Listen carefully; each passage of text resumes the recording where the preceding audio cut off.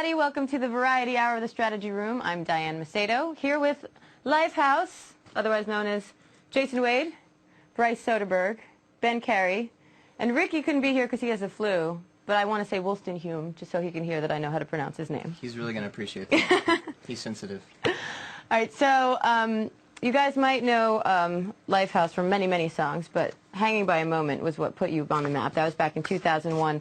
And Thank you for saying it correctly, by the way. Thanks. We have a lot of hanging by a thread or hanging on a moment. Those people are dumb, and you shouldn't talk to them anymore. I get a lot of Lighthouse, too, lifestyles. Those people are also dumb, and you shouldn't talk to them anymore either. Okay. I like you. Thanks. I like her.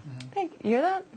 So, Hanging by a Moment, 2001, the most played song of the year. What was it like to go to all of a sudden overnight being a household name like that? Well, there's an interesting story about that. Bryce was, he joined the band in, what, 2005? Mm-hmm. He went to music school in Los Angeles, and so Hanging by a Moment was pretty big, and he actually had to learn Hanging by a Moment in his alternative rock class before he actually auditioned for us. Yeah. So I got like a A-, maybe. I guess I missed a couple of notes. Uh-oh. I mastered it a little later on. So he was trying to play it cool with us, like he had no idea who we were, but we did some research, and he actually had to learn Hanging by a Moment in school. That's awesome. Later on, I geeked out and I admitted it. Well, now the world knows, so I hope you're happy with that achievement.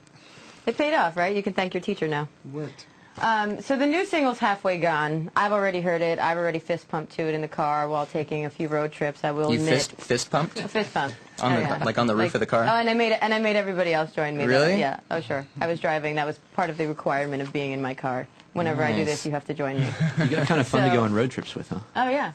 So same trip to Vermont that I was telling you guys about. So love the new song. It's a little bit cleaner, I think, than Hanging by a Moment and some of your other songs from your previous albums. Does the rest of the album compare? Smoke and Mirrors, by the way, is their 5th album out now.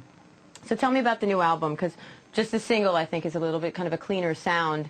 Does that translate to the rest of the album as well? Yeah, I think it kind of shows the whole side of our record, which is, you know, we made a lot of songs that were very live-oriented. We just came off the road after 3 years, and we wanted to capture what we'd been doing on stage, and at the same time, we wanted to, you know, show how we love to make records, make radio-friendly pop rock songs, too, and Halfway Gone kind of has the elements of both. Mm-hmm. It was co-written by Kevin Rudolph, who has that song Let It Rock, and it was a great collaboration to work with him. He kind of added that pop element to it, and the album kind of has a little bit of both, and it's a really good album. We're really happy with it. There's a lot of collaborations on this record, too. I did a song with Chris Daughtry, Richard Marx, like Bryce said, Kevin Rudolph, and the Kevin Rudolph experience was different because he kind of comes from that hip-hop pop world, and we kind of come from, you know, the pop rock world. And he came down to the studio and just brought in his drum machines and his keyboards, and it almost took on like a whole club dynamic, you know, and I picked up an acoustic guitar, and our producer Jude got on the electric guitar, and so it was a really cool collaboration because it felt like two different worlds kind of fusing together, you know, so there's all kinds of collaborations going on in this album. And now, is that something that you guys are used to, working with other people, writing with other people, or is that kind of new for you? Not really, to be honest, you know. I predominantly have done most of the songwriting in the past by myself, just on acoustic guitar. Most of the songs were more personal, and I just felt necessary to kind of take on a different vantage point and reach out to, you know, some different artists for some different inspirations, and had a great time doing it. Felt like we all kind of really evolved a lot on this album. Well, and you guys, I mean, over time, you guys have been around since the late 90s. You've sold 5 million albums, 3 million singles, 70 million video streams, even still.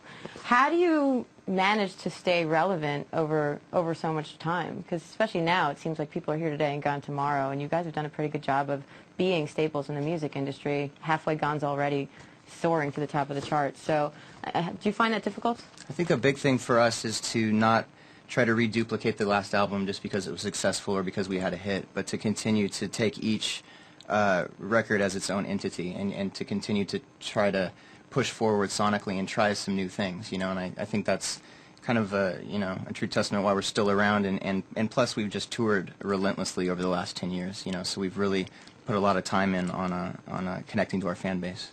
And tell me about touring, because I know you guys do a lot of touring, even compared to most bands, I think, and that's got to be a little rough to be on the road that much.